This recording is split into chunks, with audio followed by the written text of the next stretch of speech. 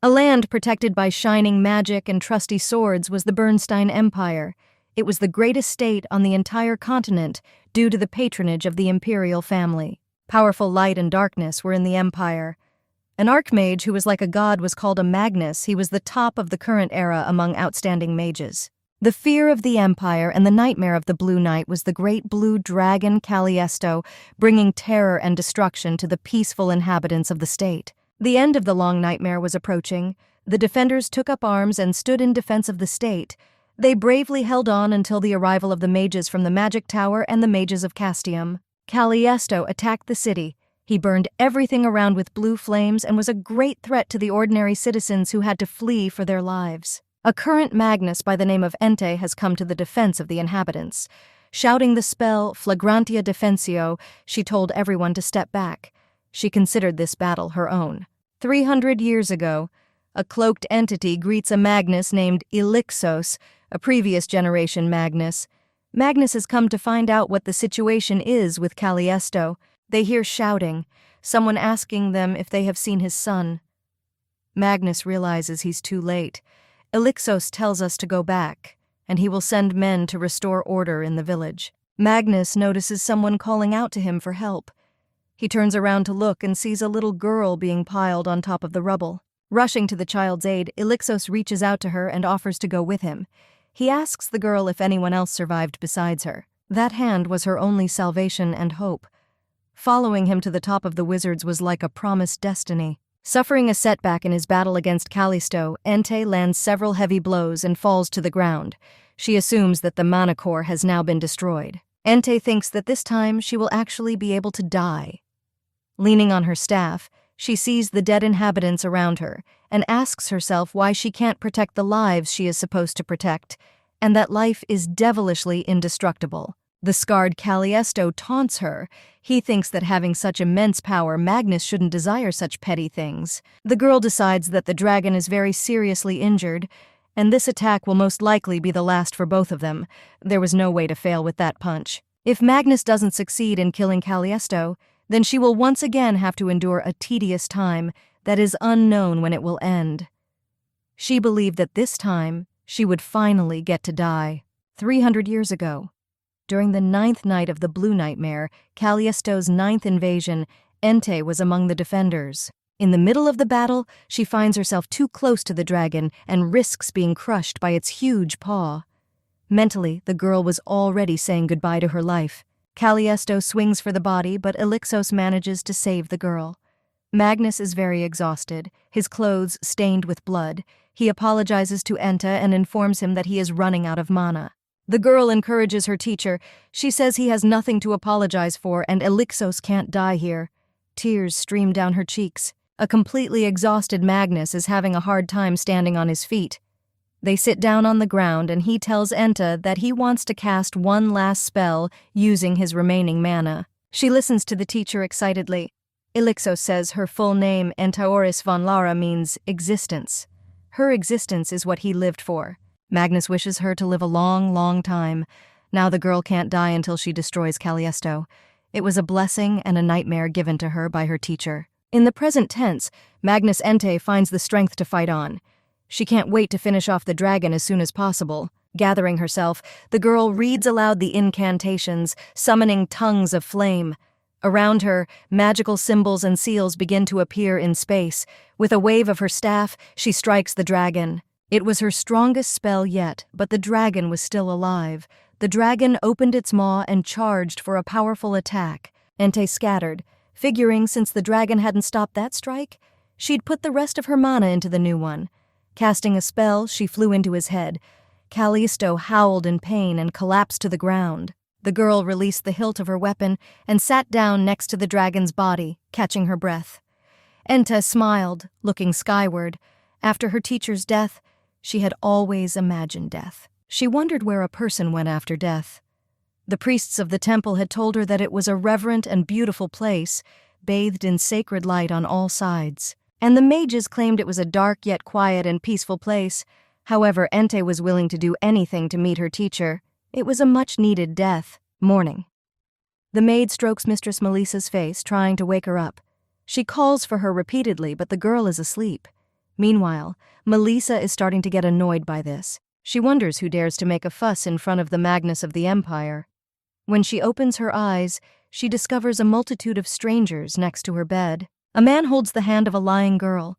Seeing her come to her senses, he joyfully rushes to hug her. The girl is very surprised. She asks the man who he is. The people surrounding the girl's bed became confused. They began to worry that something was wrong with my lady, and they should rather call a doctor for help. Mrs. Fox gets out of bed and walks over to the large mirror. In the reflection, she sees a blue-eyed, blonde-haired girl. She wonders if she's not dead. The girl can't believe her eyes. She remembers that her hair was black. On her hands, she doesn't find any scars from the battlefield. She finds herself too alive for what should be dead. Entei realizes himself in the body of another person.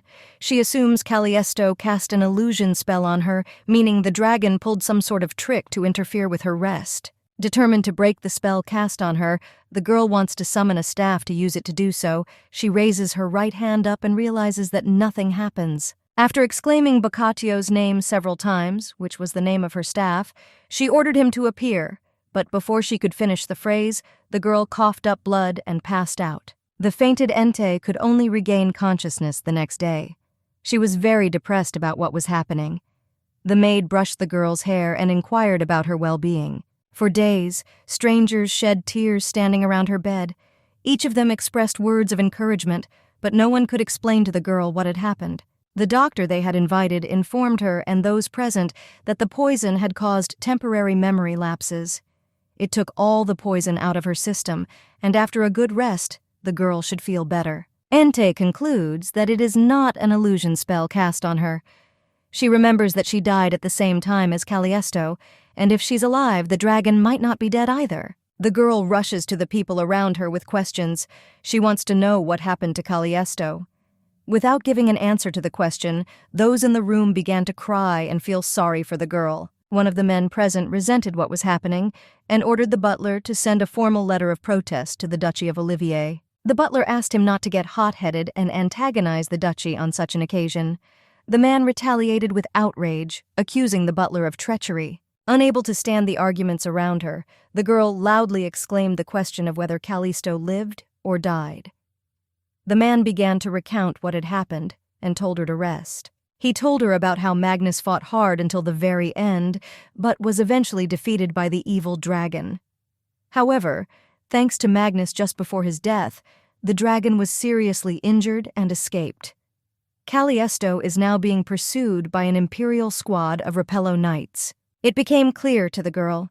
She died in battle, but because the dragon survived, her soul didn't disappear, but her body was destroyed. Due to overuse of magic, it didn't recover. Entei realized that now it looked like the soul that had been separated from her dead body had found a new suitable body. Entei didn't like her new body. She thought it was useless. The girl had white, thin arms that couldn't even lift a chair. On top of that, she couldn't use magic. She was upset. Perhaps she would never get to kill Calisto and would have to live forever. The man calmed her down and called her by the name Fox. He was angry and wanted to know who had made his daughter cry. Melissa Tierney was 22 years old. The girl was the only daughter of the best keeper of the empire, the Marquis of Tierney, and was considered the flower of social circles. She had a beautiful appearance. Melissa had golden hair and snow-white skin. Her eyes were the color of emerald, and her scarlet lips created the perfect combination that was called magical beauty. All the people admired her. Entei's assessment was to the contrary.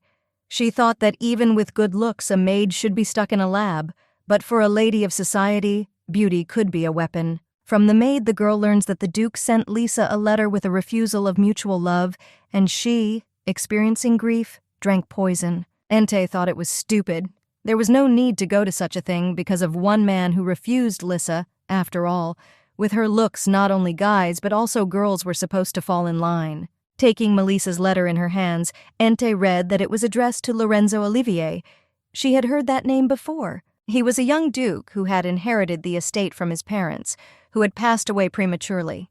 He was also a knight with high expectations. 2 years earlier, Melissa had fallen in love with Lorenzo at a reception at the Emperor's palace and had relentlessly asked him for an engagement, but due to constant refusals, she eventually committed suicide by poisoning herself. Entei speculated that the Duke might have refused Lissa because he didn't like her complete determination to take her life hostage in order to express her feelings. Melissa had taken a cheap, paralyzing drug sold in dark alleys, a dangerous drug that could ruin all internal organs if the dose was not calculated correctly. All these thoughts gave Entei a headache, and she decided to lie down on the bed to rest. The maid immediately caught on and began suggesting that she call a doctor or take some medicine. The maid, named Dine, was very agitated by Mistress Melissa's condition. She became so worried that Entei had to ask her to leave the room and leave her alone. Left alone, the girl began to ponder over the state of her new body, for thanks to the fact that Entei had been practicing magic since she was 7 years old, her original body had been strong for 300 years. The girl couldn't believe she would need to kill Calisto while in this body. She wasn't even sure Melissa's body would last even 5 or 10 years. She felt quite sick at the thought that if the body malfunctioned before the dragon was even massacred, it would take her forever to kill it. Entei needed a plan for what to do with this body. She caught herself thinking that even the slightest movement was making her drowsy. At that, the girl really started to fall asleep. Loudly, announcing her intention to enter, a maid entered the room. Apologizing for the intrusion, she informed her that the girl had a visitor. There was a man standing outside the door. The maid announced that Mrs. Melissa's cousin named George Tierney was here. She asked permission to let him into the room. Entei was annoyed by this, but she had yet to come up with an excuse as to how she could refuse a relative who had come to visit her. She told the maid to invite the man in. Overhearing their conversation, without waiting for an invitation, George entered the room. He motioned for the maid to step outside to have a private conversation with Lissa. It was a blonde-haired man in a dark purple suit. Looking at him, Entei had an unpleasant feeling. George folded his arms across his chest. He was feigning fake joy that she was awake. The man said it was a great blessing to see her alive, then walked over to her bed, leaned over to the girl, and said he thought she would never wake up again. Entei didn't like the man's behavior. He figured the girl was still running a fever and pulled his hand to her face to check, to which he received a sharp jab in response. Melissa ordered him not to touch her. The man hesitated. He assumed she didn't recognize him, saying there was nothing wrong with that. Her older brother understood. His hand clenched into a fist and trembled. Entei thought that this pathetic puppy couldn't even hide the pride hurt because of what had happened. Taking a seat in the chair, he emphasized that no matter what, Melissa's closest person was him. Entei didn't hesitate to regard him as scum. Melissa questioned him if he was really the closest person to her. The man emphasized that he is her older cousin George Tierney. The girl replied firmly that such a man was unknown to her. George grieved, saying after all, he was the one who comforted her every time she felt bad. He asked if she really didn't remember anything, not even what she had asked him to do. Melissa looked away, wondering how to get rid of him, and asked what she had asked him to do. He smiled wryly, saying she'd better get her memory back soon before Lorenzo left for Castium for good. Entei was surprised at the sudden change in atmosphere. It seemed to her, however, as if he spoke as if he knew very well about Melissa Tierney and Lorenzo Olivier. Looking at George Entei's emotions, she realized that he was openly feeling a sense of hatred towards Melissa. He would not give her love advice in good faith. The man asked if Lorenzo had contacted her. Entei thought, more than that, he's sure there's no way Lorenzo will Entei had only lived in Melissa's body for a few days and had come to this conclusion. The original Melissa was just a simple-minded and energetic socialite. Perhaps she could have been the object of hatred because of her excessive innocence. But Entei sees no reason for her cousin to express hostility. She didn't understand what his purpose was and assumed a little playfulness was necessary. The girl covered her face with her hands and said pitifully, for she had waited so long for his answer, calling Lorenzo a fool. George stood up and headed for the window. Reassuring Melissa, he assumed the news had reached Lorenzo himself as well. Perhaps he thought it was just a staged play to get his attention. Rubbing her eyes, Melissa interjected about the staged. The man said that it was certainly good that she had recovered after a week, but due to her quick recovery, Lorenzo might have suspected that none of it was. He turned to her and slyly asked how about taking a slightly higher dose of poison. Entei was surprised. Taking her hands away from her face, she looked at George seriously, asking him if he was the one who got the poison for her. Entei had no more doubts about his hatred for Melissa. George coughed slightly, waving his hand. He wondered if she would blame him now for her memory loss. He'd just helped her when she'd asked him to tell her how to meet Lorenzo. The man emphasized. Since she had agreed to it, the girl said she wasn't implying anything, just her memories jumping back and forth. George gladly offered to help her once more. Ente was glad for his help. Proudly cocking his head, the man emphasized, "Of course, this was a matter they should have discussed, after all. It was all for the realization of Melissa's love." Ente felt sorry for Melissa, who believed her so-called cousin. She asked if it was just her imagination, or if he was really very upset that she was alive. The man became nervous, his voice trembling, his face covered in sweat. He started throwing excuses that there was no such thing. That's not what he meant. He was very worried that something might go wrong with her. Ente said she hoped so, since he kept telling her to take the poison, so it seemed to her that George really wanted her dead. The man waved his hands, saying that Fox had it all wrong. He asked me not to upset him, she naively said, since he had no gain from her death, and watched for his reaction. Ente wondered what George Tierney might gain from Melissa's death. In general terms, she guessed. George's vanity comes out, and something silly about the way he looks tells her so. There were 2 reasons why Melissa was very often proposed to by male aristocrats. The first reason was the girl's looks, and the second reason was her family's property. The Tierney family were considered the best imperial defenders, who ran the largest-scale farmland in the empire, but unfortunately, there is only one Melissa under the Tierney couple's wing. She harbored no interest in governing, but observations became rampant in secular society that whoever married Melissa would receive her family's vast fortune. Ente began to question George about whether, even if the man had nothing, it wouldn't occur to him to kill his cousin's younger sister and get— The girl was an excellent judge of these types, unlike Melissa. She recognized him as a sneaky opportunist. To the weak he was strong, and to the strong he betrayed weakness. Satisfied with her demeanor, she led George into confusion. Ente believed that if pushed a little harder, the likes of him would flinch. The brother couldn't believe the way Lisa was acting. The girl informed him that she was tired and needed to rest, then pulled the cord and rang the bell. A few moments later, hearing the ringing, a maid entered the room. Ente asked to see George off since he was just leaving. He was angry at Lisa for this behavior. After George left, the girl decided to teach him a lesson sometime. She held him responsible for what had happened to Lisa. In Ente's eyes, it was garbage, unrecycled. Ente retreated to the library. She was determined to find a book with a spell to change souls, but she was met with failure. There were only love novels in the house. After revisiting many books, the girl came to disappointment. She couldn't believe that there was not a single magical book in an aristocratic house. The girl decided to look in the desk drawer. There she discovers many unprinted letters. After reading a few of them, Ente finds nothing of use. They were love letters from Melissa's admirers that she hadn't even read. Some had the date of posting 2 months ago on them. The other box had the same thing. Suddenly, the door to the room swung open and a maid ran in excitedly. She wanted to tell my Lady Melissa something important. The maid was holding a letter from Duke Lorenzo Olivier. The other maids were peeking out from behind the door. Everyone was very curious about what the Duke had written. Ente took the envelope and thanked the maid. The letter was official. It didn't even smell like perfume. There was most likely a rejection in there. The servants didn't leave. They waited for the girl to read it. The maid asked Ente if she would look at the letter. Melissa, after all, took the poison just because it wasn't coming to her and everyone was curious what was in it. The girl decides to pass for Melissa, and to do so, she pretends to be very excited.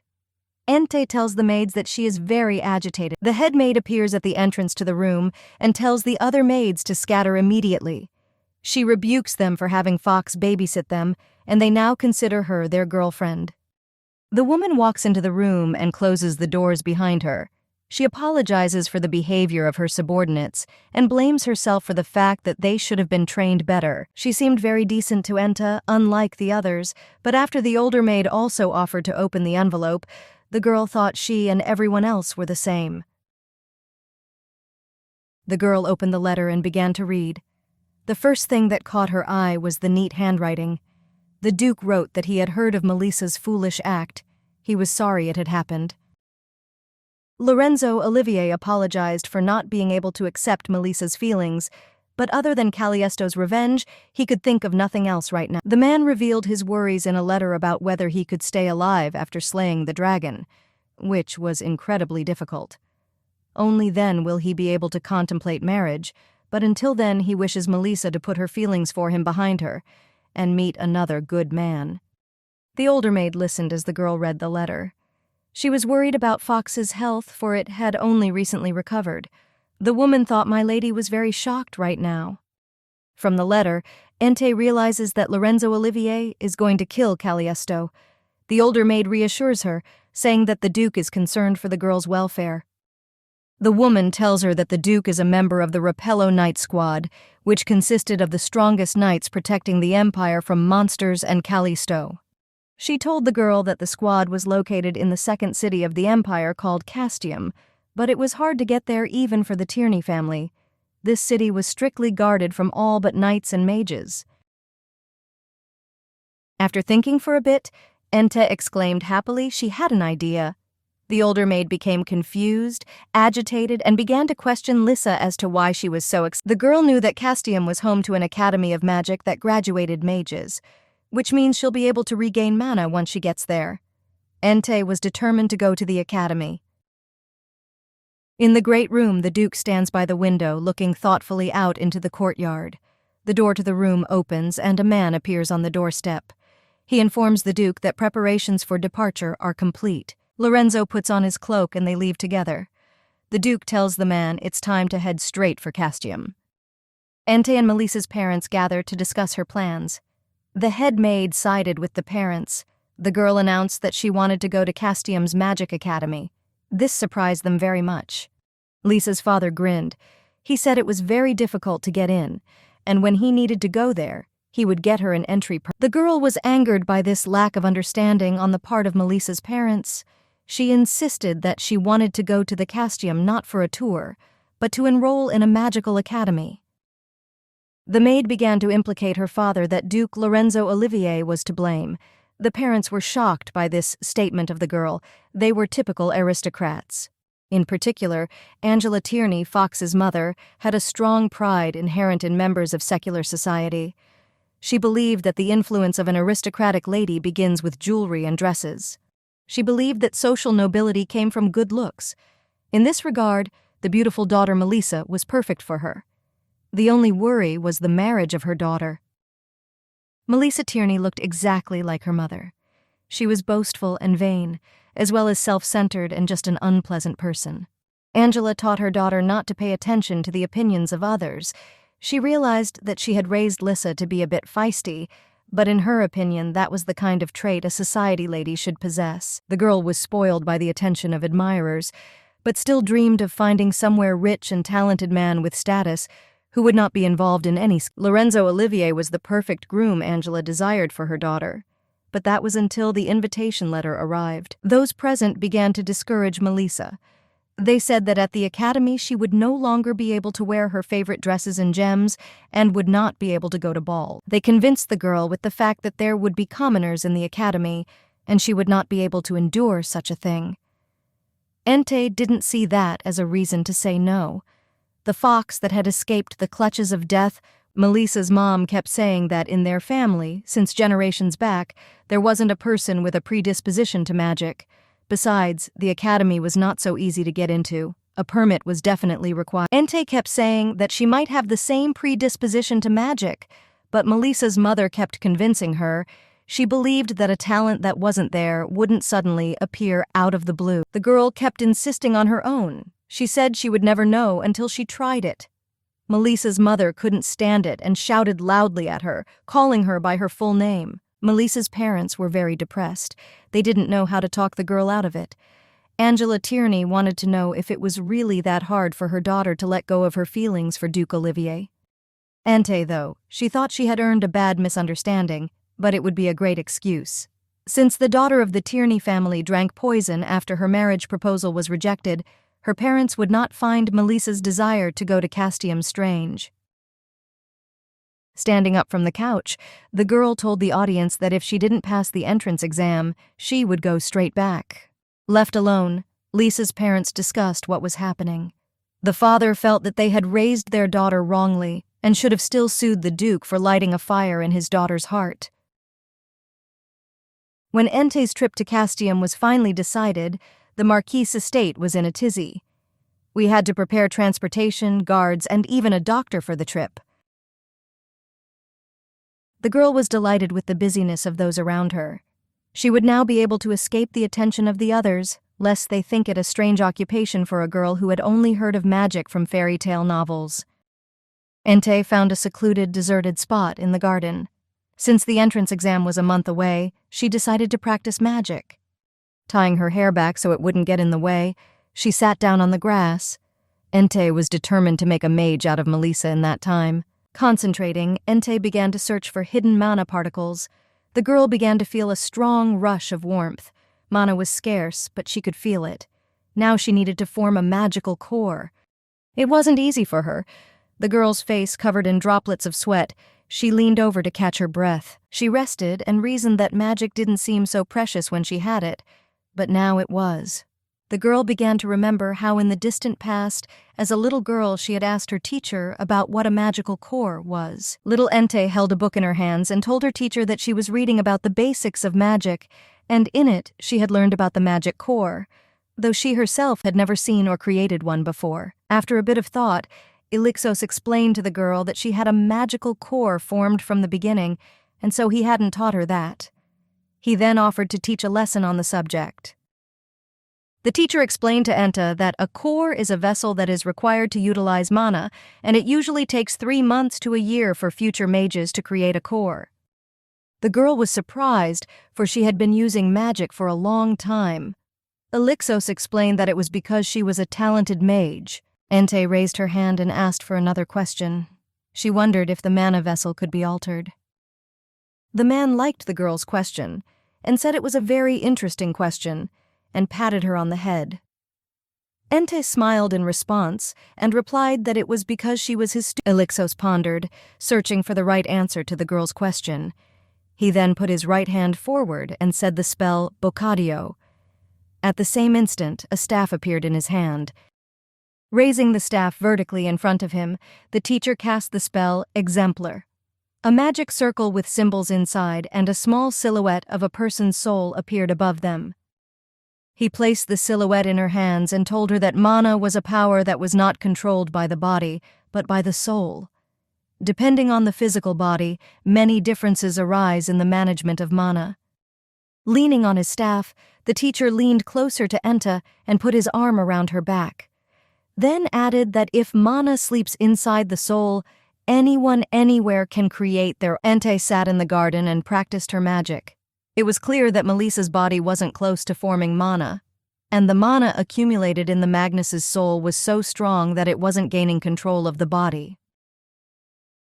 She kept remembering how, in the past, she had held a silhouette of a human soul summoned by a teacher, and they had looked at it together. Then Elixos had asked to use magic. Little Ente used magic. The girl succeeded in causing a small flash of flame, and the silhouette began to dissolve into thin air. That got her and the teacher very excited. Remembering the way her teacher taught her, Ente in Melissa's body succeeds. She summons a small ball of flame with magic. 2 men are arguing in a dingy inn. The visitor threatens the innkeeper to do things properly, not like last time. The man makes the excuse that the visitor set him up last time. The visitor turns out to be George Tierney. He pulls his hat down low on his forehead, offers to stop the useless chatter, and asks the innkeeper about the size. The man reassures George. He is sure that this time there will be no problem, and the power will be such that it will be able to blow up a whole carriage, and gives him an envelope. After summoning flames in the garden, Ente realizes that such fire will not be enough, though it was just basic magic that could be used without a staff. The girl keeps practicing the magic skill hard. She summons fire again and again. Ente is highly addictive and doesn't intentionally cause damage with flames. She's really scared about it. On the grass, she sees a red bird lying on the ground. The bird's wing is burned and now it cannot fly due to fire damage. Ente picks up the bird and examines it. She realizes that wounds from magical fire do not heal naturally. The girl calms the bird down and decides to fix it. She asks the bird where its nest is so she can bring the animal home after treatment. Entei is very worried about the bird's condition. The bird comes to its senses. It lets out a barely audible chirp, but after a few moments she opens her eyes and starts chirping vigorously. It was as if the animal wanted to tell her something. Entei thinks the bird can understand human speech and praises the bird for this, then asks the bird if it can be a trained. The girl strokes the bird. It wasn't like someone's familio. That's the name of animals from the family of wizards who strengthen their magic by accumulating a sense of connection with them, bonded by magical power. Entei offers to become the bird her familio, deciding that in her current state it won't make her worse, and casts the spell Instituo Amicus. The bird looks very frightened. The girl calms it down and explains that the animal can say anything, because now Entei will be able to understand. With a disgruntled look at the girl, the bird breaks free from her hands and rushes to attack Entei. She accuses her of being the girl who stole her body. The parrot called her a thief and a fraud, and after the girl caught the bird, she told her to quickly let it go. Entei decides not to kill the bird because of its bad temper. After a moment of pondering the parrot's words, she can't understand how it's possible for her to steal her body. A little bird tells her that she is the real Melissa Tierney. Back in the house with the bird, the girl is greeted by the maid. She begins to question Mrs. Melissa about where she has been and why her clothes are. The maid recognizes Lisa's parrot named Pippi, who used to live in a cage in the girl's room. She explained that the day the girl had poisoned herself, the bird cage had broken and Pippi had escaped. Entei wondered if indeed the missing bird on the day of the poisoning was really Melissa. On the other hand, the girl hadn't even considered earlier what had become of Melissa. I should have seriously checked it out. The bird chirped indignantly, but no one understood it except Entei. The girl said she found her in the garden and asked the maid to bring something with which to cure her. She brought the parrot to her room. Bird sat down on the table and looked at herself in the mirror. She couldn't believe she had become Pippi and said she couldn't wear her dresses anymore. Entei walked resolutely over to the mirror. She slammed her fist on the furniture and offered a serious talk. The girl was very concerned that she had become Melissa Tierney, and Melissa, upon reflection, she certainly thought it odd that she hadn't died, but had opened her eyes in Melissa's body. But as if by some cliché, she had forgotten about the girl's original soul. It was known that records with incidents in which a human soul moved into the body of a bird were not found even in ancient magical books. Clearly, the likelihood of this happening is incredibly low. However, there is something suspicious here to consider it a lie. First, Entei asked the bird if she had any proof that she was indeed Melissa Tierney. The bird was outraged. She confidently asserted that she was Melissa, and then demanded that the girl stop coddling and get her body back sooner rather than later. The girl continued to stand her ground. She needed proof that the bird was indeed Melissa. In response, the parrot accused Entei of being some unholy black mage. Melissa, in the body of a bird, thought the girl in her native body was a black mage who had stolen her body for the sake of good looks. Entei began to dissuade the parrot. She argued that if she were kicking someone out and occupying their body, she would choose a more resilient person with more mana. The bird gave the girl a displeased look and told her to find another body. She was extorting Entei for answers as to why she had gotten into Melissa's body. The girl took out a bandage and began to prepare to treat the injured parrot. She explained to the bird that she herself didn't know how this had happened. Entei then suggested that we calm down and move on to the main topic. She began bandaging the bird's wing and asking her about the city of Casum. The parrot replied that this is where Lorenzo works. It looked like it was really Melissa since she knew such a thing. Finished treating the wound, Entei offered the bird a small arrangement. The parrot became indignant again. No one dared put conditions on Melissa Tierney. The girl revealed her plan to enter Casum's magical academy and find a way to kill Calisto. The bird was dumbfounded by such an idea. She told the girl that she was out of her mind. Entei admitted that she herself would be happy for it to be an illusion. She then told the bird that after killing Calisto, her body and soul would separate, and then all that would be left was to return to her body. Melissa, in the bird's body, was skeptical of the girl's plan. She doubted that killing Calisto was an option. Reaching out to the parrot, Entei promised that when she went to Casum, she would become a great mage and break that crazy spell. Realizing that there was nothing to be done, the bird accepted the girl's conditions, but, in addition, offered her own. If Entei fulfills them, Melissa will allow the girl to travel to Castium in her body. A month passed, and the day of departure for Castium came. A carriage was brought to the Tierney family home. Entei, wearing a beautiful pink dress with a bird on her shoulder, was preparing to set off. On the day of departure, many people came to see the girl off. The maids played off the right to go to the academy with my lady Melissa. The older maid was upset about breaking up with her girlfriend. The woman wiped her face with a handkerchief and wished Mrs. Lisa to be careful. She too wanted to go along with the girl. Entei reassured her and told her that one maid would be enough. The preparations, which had lasted a month, were completed. Entei said goodbye to her escorts and was ready to board the carriage to depart for Castium. Her maid Dine will be traveling. For a whole month, the girl had been preparing to enter the magic academy, all the while needing to train her mana core. She had to fulfill the conditions set by the bird. Entei received lessons from Melissa Tierney. She was learning how to act like Melissa in high society. The bird was teaching Entei how to properly praise another person's dress and how she was to behave if someone else were to praise herself. The girl was about ready to give up. She wasn't sure if she would get the chance to become Melissa Tierney. Melissa in the bird's body didn't believe Enta. She still resented her for stealing her body. Melissa, before her body was taken over by another girl, was the flower of social circles, so she felt that Entei should behave appropriately. Entei scoffed from Melissa's lessons. She considered herself caught in the difficult situation of learning the frustrating job of a society lady. I had to learn how to laugh properly and accept compliments. As she is about to board the carriage, the girl discovers a parrot on her shoulder. She asked him in surprise what he was doing here. The bird responded by saying it was motion sickness and needed to bring a pillow.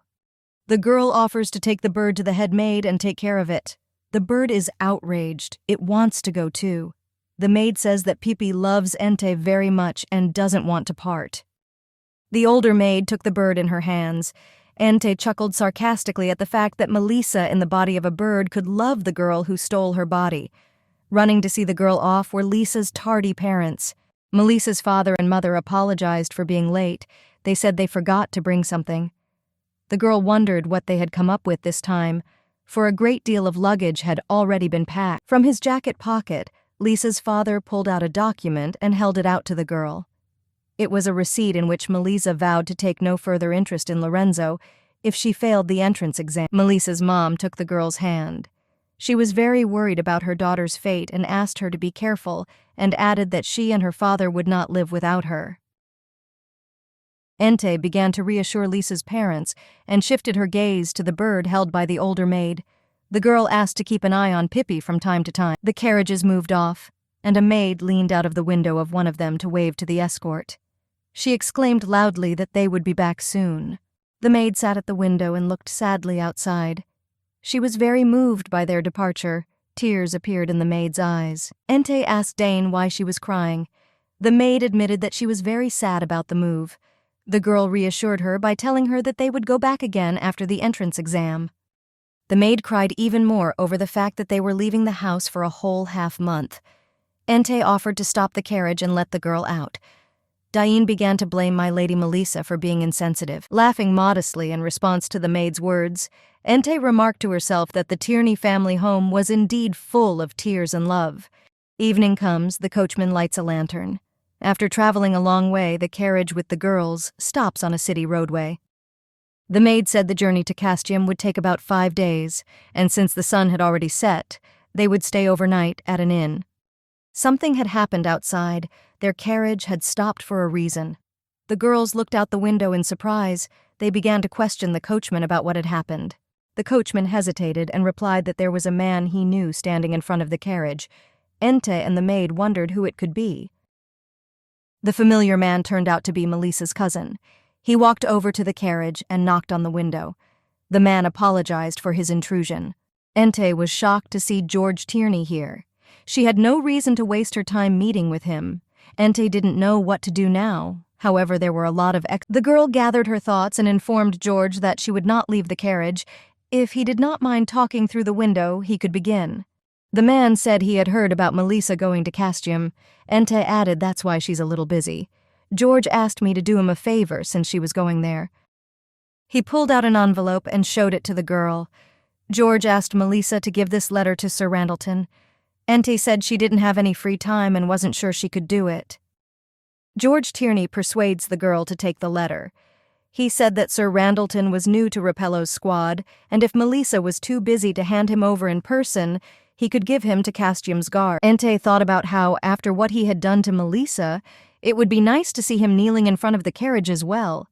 It looked like he wouldn't let go until she accepted. The girl reluctantly agreed to George's entreaties. She asked the maid to take his letter. The satisfied brother thanked Melissa for that. They took the letter from the man and trotted onward. George Tierney stood waving to the departing carriage. Meanwhile, in Castium, the teacher announces that tomorrow is the entrance exam. He orders everyone to hurry up. He checks the students' cleanup and asks if all magical items. Hearing their conversation, the headmaster approached them and added his instruction that the apprentice contact Rapello's night squad and tell them to increase patrols in the Castium area. He felt that a closed city should be cautious in times like these. The students went off to run errands.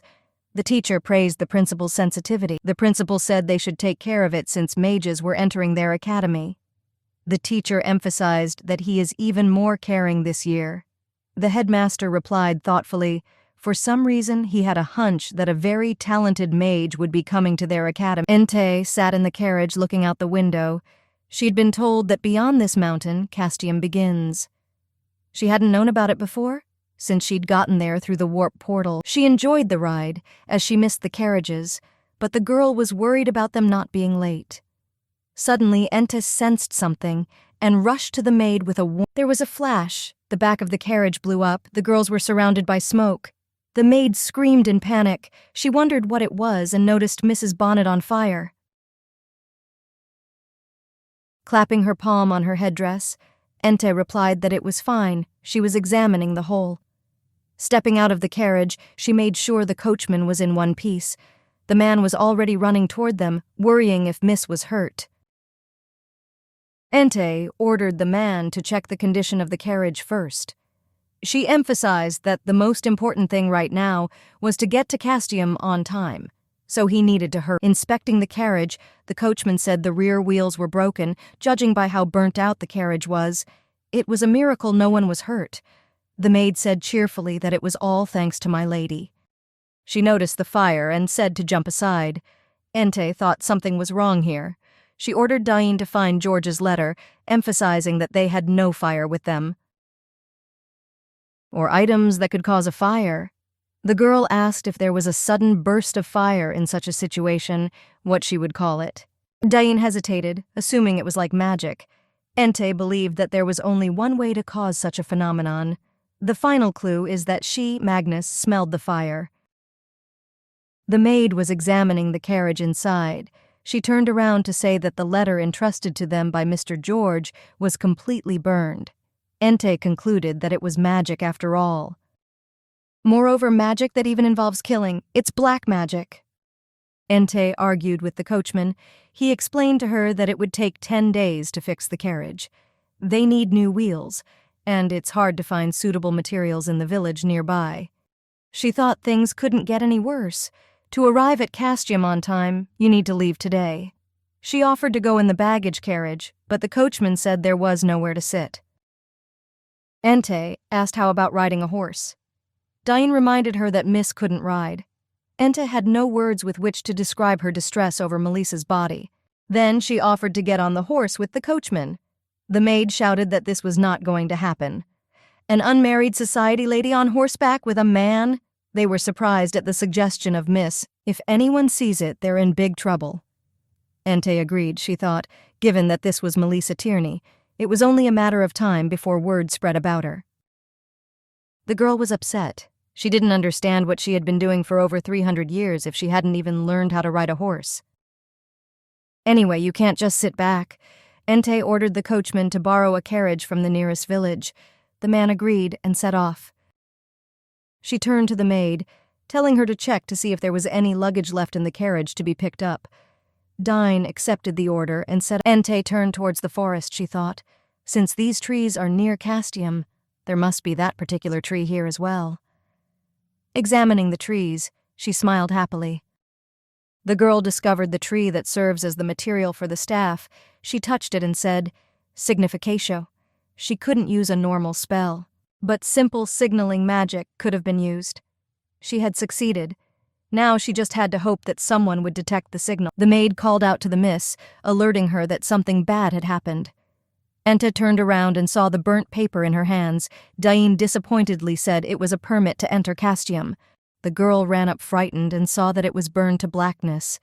She remembered how difficult it had been to get into the Castium. Now that was their... Ente wondered what she should do now. A carriage is a carriage, but a burned-out permit is much more serious. They won't let her into the Castium without it. Would anyone believe it if she called herself a Magnus? The maid suddenly started pointing her finger and shouted, "How could this happen? My lady is soiled." She offered to at least cover her face with a handkerchief. Ente asked what it was that was suddenly happening to her.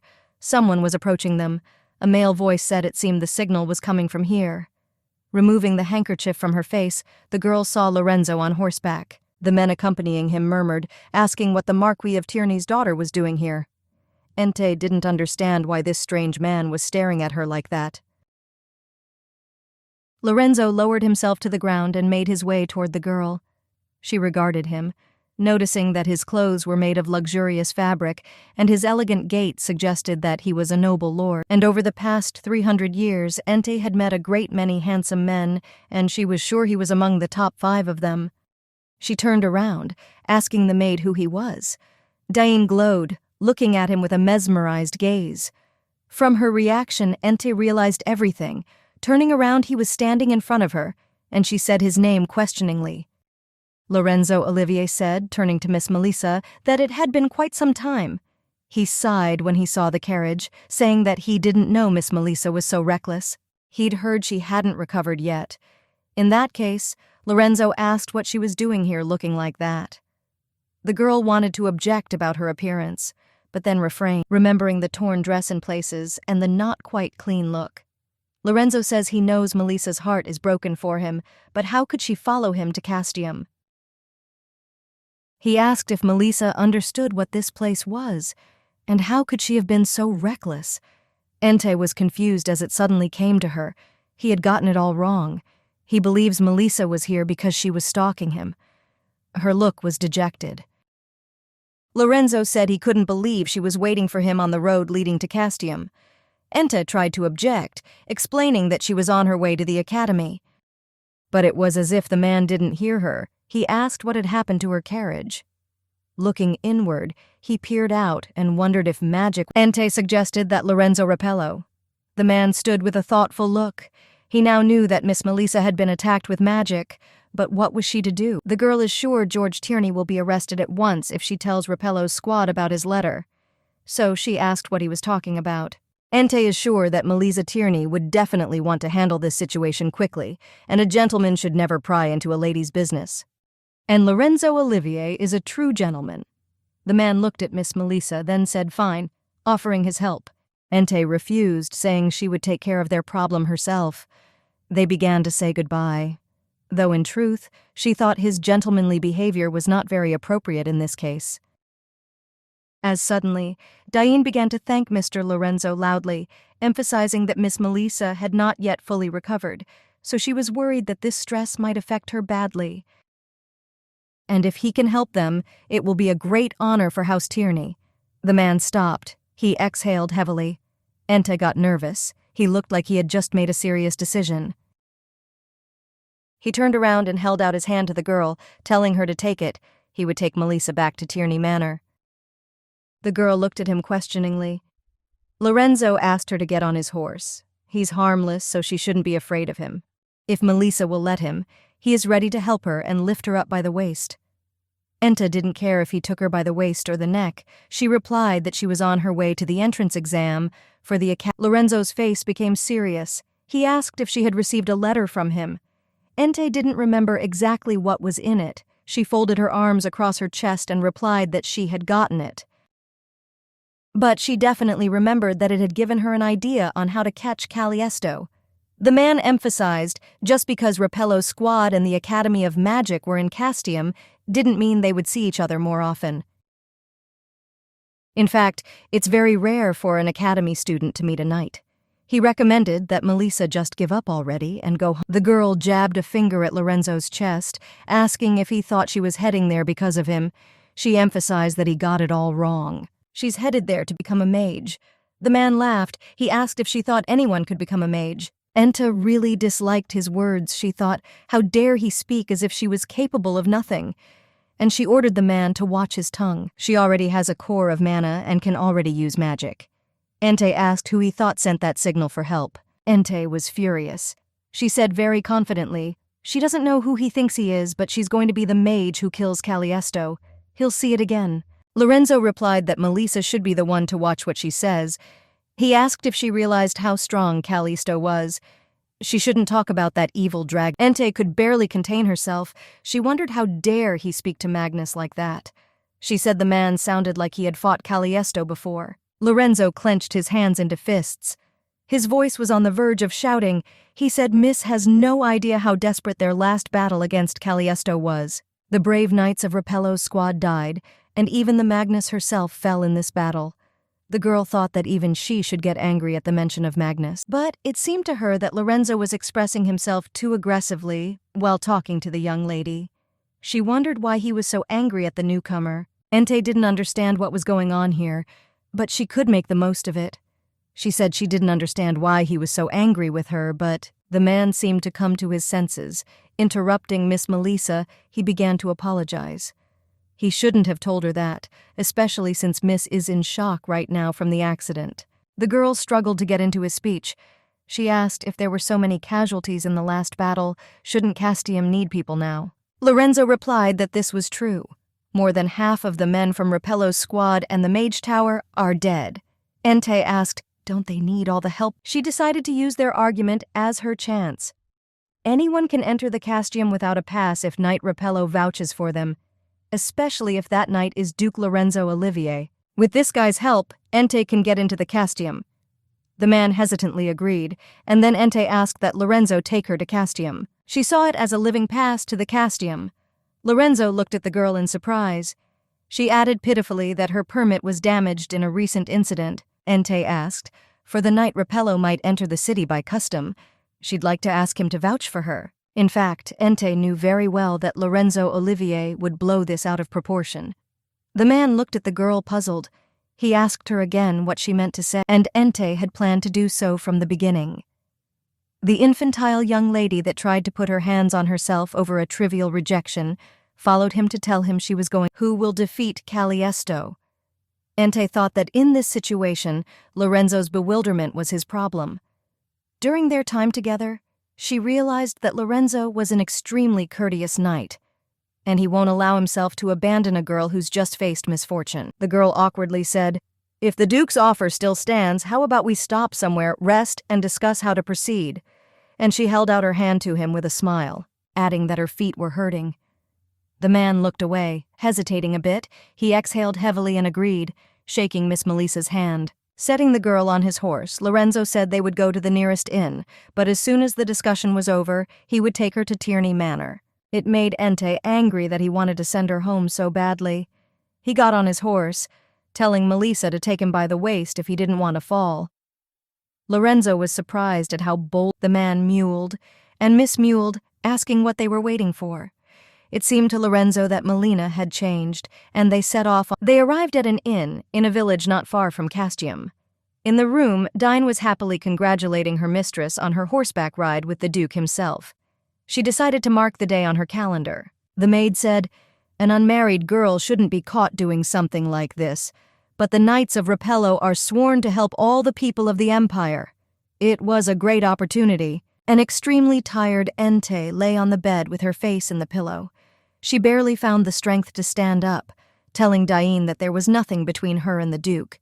She must not blabber any more about what had happened. The maid agreed frustratedly and apologized to Miss. Enta was uncomfortable. She thought that perhaps she should have been gentler, but it had to be resolved right away or Diane would never rest. Entei ordered her to clean up her clothes and rest. The maid wished Miss good night and left. The girl sat on the bed, her body aching. She wondered if all knights moved around as uncomfortably. She so liked riding a horse that Entei considered, with a keen mind, one ride was enough to keep her from getting on a horse again. Entei would have loved to go to bed, but she saw fit to check her elegant pass first. Throwing on a plaid blanket, she headed into Lorenzo's room. She knocked, saying it was Melissa Tierney and they needed to finish talking. Lorenzo opened the door. His hair was wet and he was wiping it with a towel, making him seem even more beautiful than he looked before. The man politely invited Melissa to come through, saying he had just washed up.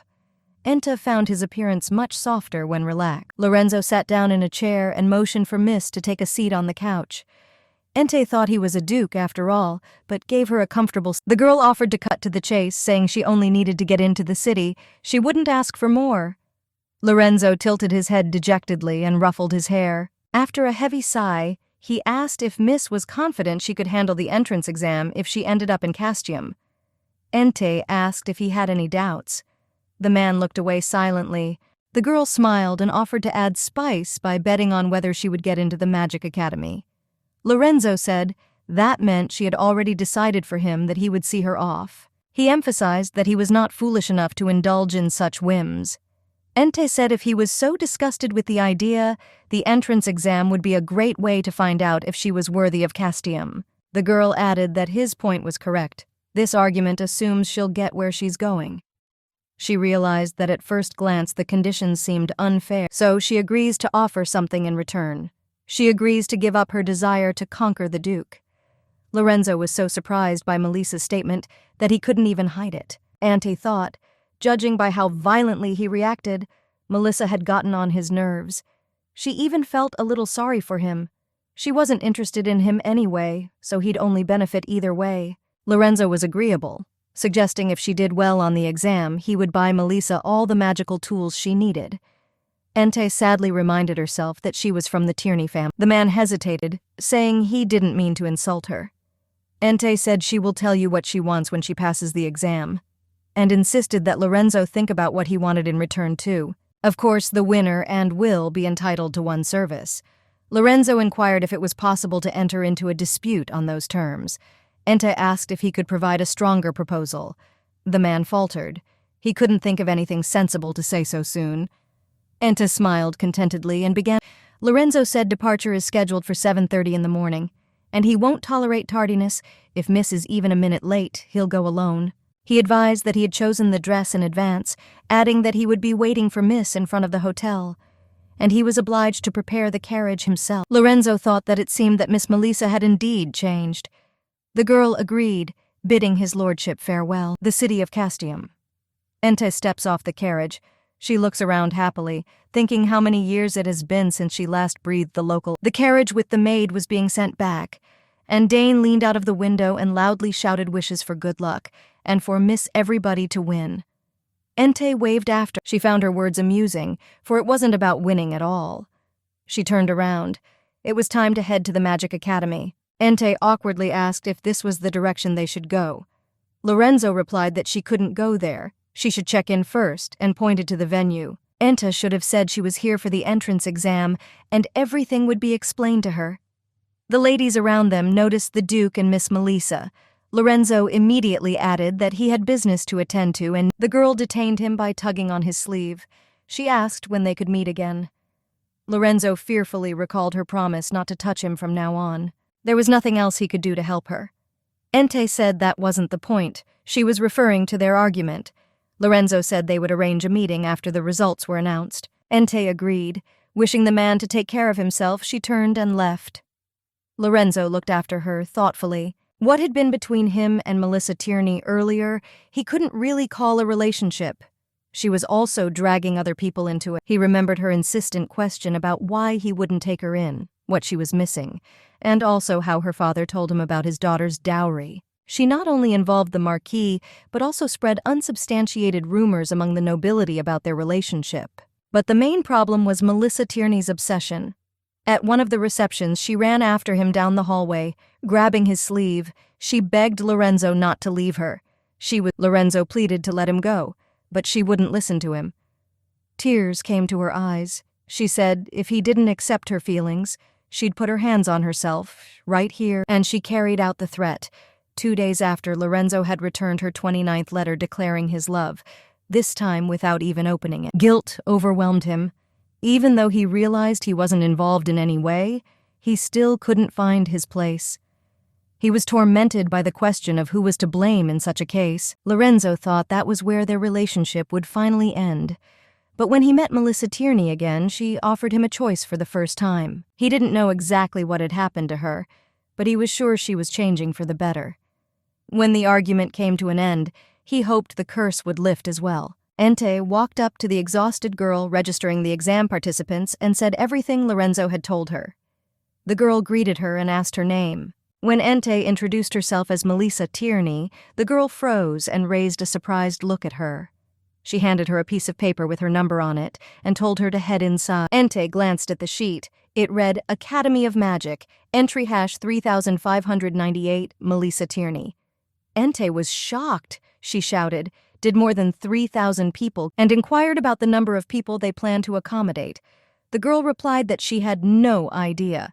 Melissa should ask those guys. An indignant Entei went in search of the academy. As she stepped back a few steps, she heard the woman behind her who was registering her begin to discuss with someone else that she had singled out Melissa Tierney. The girl walked up to the building. It didn't look like an academy building. She was confused, as this was her first time at a mage entrance exam, and she had no idea what to do. Entei reached out to open the door, but it opened without a touch. The girl assumed it was detection magic. Inside the building, she saw a lot of people. Entei was surprised at so many people wanting to become mages. She assumed that half of them didn't even have a magical core. Most likely, most of them came here in hopes of gaining the privileges inherent in mages. She pondered how people who really had talent were chosen, but she was suddenly called out, someone asking the girl how she got here. Entei stirred and turned around in surprise. A man in a black uniform and with an eye patch stood in front of her. The girl almost didn't feel him coming toward her.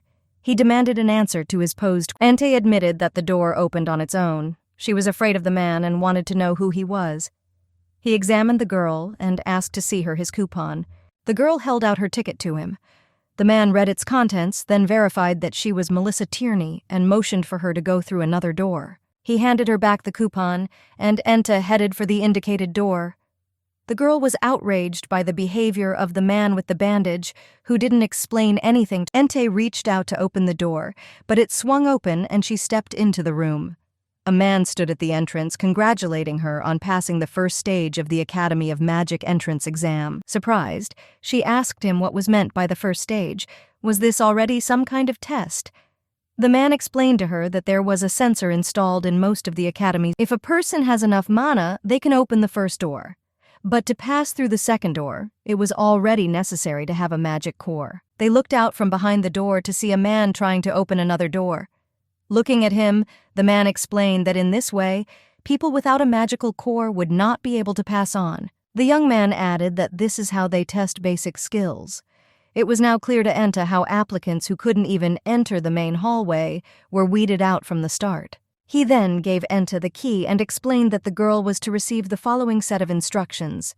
The key was a pass to the next stage, and at the same time, a key to the room she would be staying in. He said that the exam would continue tomorrow morning, but now the girl was to rest and come to the entrance of the academy. Taking the key in her hands, the girl examined it. She felt a faint trace of magic on the key. It looked like it wasn't just a pass. The man introduced himself as a current student of the Magic Academy and wished good luck to Mrs. Tierney with her admission to the academy.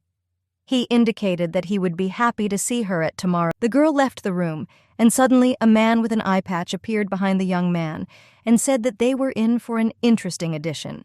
The student was startled by the professor's sudden appearance. The young man asked the professor if he had been here a long time. The man replied sharply that the EMU shouldn't know that, and then asked the student if he felt the same as the professor. The man was keeping a close eye on Melissa Tierney. He figured there would be plenty of work waiting for him when she enrolled. After the girl left the room, she realized that the academy student hadn't told her where she would be spending the night.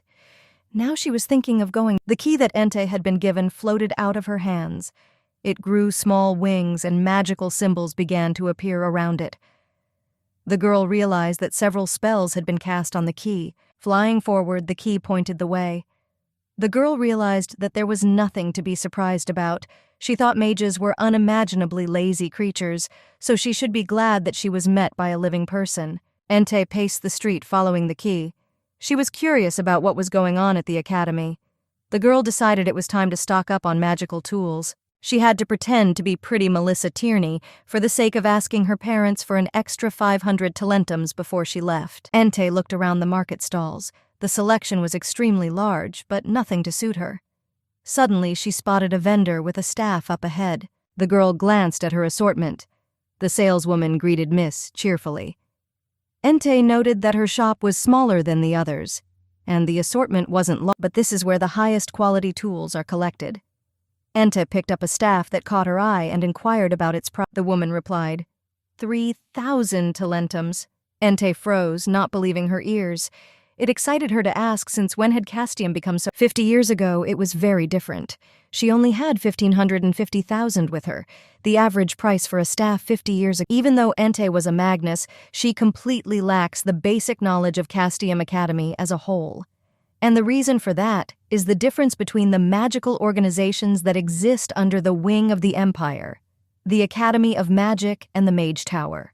The Tower of Mages is an independent organization with a Magnus at its head, and the Academy of Magic is one of the Tower's departments dedicated to training new mages. But after the Academy failed to produce an Archmage for 2 generations in a row, she began to be supported by the Imperial family itself. Because of this, the Mage Tower and the Academy became distant from each other. Disheartened, Entei continued to follow the key in search of her room.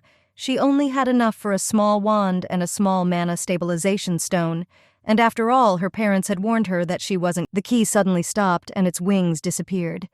Entei noticed a huge mana-suppressing barrier outside this building. She assumed that there were probably only rookies gathered inside, so the barrier was a basic means of defense. Entei began to examine the key for a number. Just as suddenly, someone hit her and she fell to the floor. Raising her head, Entei saw a sassy stranger who inquired as to what the stranger grinned and asked if it was possible that Little Miss was also able to pass the first stage of the exam. Looks like the Magic Academy isn't what it used to be, Entei said as she slammed into her. Didn't she have the urge to apologize? To which she replied that she wasn't looking around, so why would she apologize? Entei exclaimed how rude that was and asked if anyone had raised her, demanding an apology. The stranger mockingly emphasized that they were in Casum, not her mansion. If she so desires to remain a lady, she should get out of here and continue gossiping among her own kind. Entei clenched her rod, wishing she could punish the stranger now. The stranger asked her if she was angry, adding that she was sorry because in front of her magic, noble status meant nothing. She held out her staff and struck Entei with magic. Entei didn't understand anything. There should be a barrier here. She wondered why she could use magic then. She asked as the stranger conjured here. The girl cocked her head and emphasized that she had noticed that you couldn't do sorcery here after all. Smelling a strange odor, Entei grabbed the girl's wrist. It wasn't dark magic. The stranger was startled and jerked her hand away. Running off to her room, the stranger shouted that if Entei didn't like something, let her look for her teacher. Showing her tongue, she disappeared behind the door. Entei concluded that the stranger was a mage's apprentice, a very young one at that. She may be strong, but she's a little arrogant. Angry as hell, Entei wished to have a few affectionate words with the stranger's teacher, but for now she decided to go rest. The next day, Entei hurried to the hall for the last stage of the exam. There were tons of people around. Looking around to the girl, the exam seemed too easy. In the center of the room, a balloon stood on a stand. She assumed it should be destroyed, but then thought it was more likely to be lifted into the air. As suddenly, the center of the hall was covered in mist, dissipating. The man who had given Entei the room key earlier appeared out of it. The man cheerfully greeted the applicants. He introduced himself as the Academic Student Council President, Greg Lambert, and he would be the one to guide them as they took today's test. On behalf of the Academy, the man thanked everyone for attending. Entei wondered. After all, she thought he was just one of the helpers. The president announced the beginning of the exam, calling the first contestant. He turned out to be the big guy that Entei had accidentally bumped into as she entered the hall. The man told the participant to simply place his hands on the crystal. The contestant put his hands on the balloon, but nothing happened, and the president declared it a failure. The participant protested, saying that one cannot determine a person's fate by a single touch. He argued that such a test is not a fair test. Entei realized what the point was. The orb was needed to measure the mana supply. He responds to the magical powers of the applicants. Greg Lambert explained, trying to calm down the arguing contestant. Everyone remembered that having a magic core was enough to pass the first test. And according to the second one, it's required to find out if the applicants have enough mana to enter the academy. He touched the orb, and it glowed. The man emphasized, it is a very simple and importantly honest test. And it's hard to argue with that. He pointed the first member to the exit, and they said their goodbyes. The examination continued at the same pace with a person in each run. Many managed to touch the crystal, while it reacted to almost no one. The president invited participant number 586. It was the same sassy girl who hit Entei with the staff. Magnus was very upset to see her. The girl touched the balloon and it lit up. The president congratulated her as the first past participant. Apparently she does have a teacher. Entei thought. She may not like her, but she can't be discounted. The girl waited her turn. After a while, she heard her number. Entei headed to the center of the hall, everyone around her beginning to discuss the presence of aristocrat Melissa Tierney at the exam. But that didn't lessen her resolve. Greg motioned for Melissa to proceed. The girl touched the orb, and it glowed. Entei was pleased that even in Melissa's body the magic was responding properly, but she was worried if it was enough. She glanced at the president. He was looking dumbfounded at Melissa. Entei didn't understand why he was silent and looking at her so strangely. She wondered if Melissa's body wasn't capable of surpassing the threshold yet, and decides to add some more. The glow grew brighter, and the orb cracked. Everyone looked at Melissa in surprise. The girl awkwardly turned to the president, asking if the balloon was too expensive. And the president responded that she passed the exam. A carriage was waiting for Entei at the gates of the city. Dine spotted her mistress and began shouting at the top of her voice and waving happily at her. The girl ran up to her, asking her not to be so noisy. Dine emphasized, most likely Miss Melissa was having a hard time without her faithful maid. Lifting her chin, Entei replied that she was doing very well on her own. The maid asked if Miss was able to beat everyone. Entei faltered, saying that the exam was going wrong. The big man, the first participant in the exam, was watching them. He asked the man in the cloak next to him if he had seen everything, calling him Captain Olivier. Lorenzo answered in the affirmative. He thought he'd heard rumors that mages weren't the most energetic people, but he hadn't expected them to be so lazy. Their exam is fundamentally different from the Order of Rapello's entrance exam. He didn't understand why Melissa had come here for something so stupid, and he decided to observe. Lorenzo thought he was just wasting time, would have learned the outcome post facto to settle the dispute. But Melissa wanted to accomplish something for the first time in his memory, so he decided to watch. The man was shocked at her amazing result. Dine asked Melissa if she had her enrollment paperwork in hand. Entei proudly took out a document and said, "From now on, she is a student of the Magic Academy.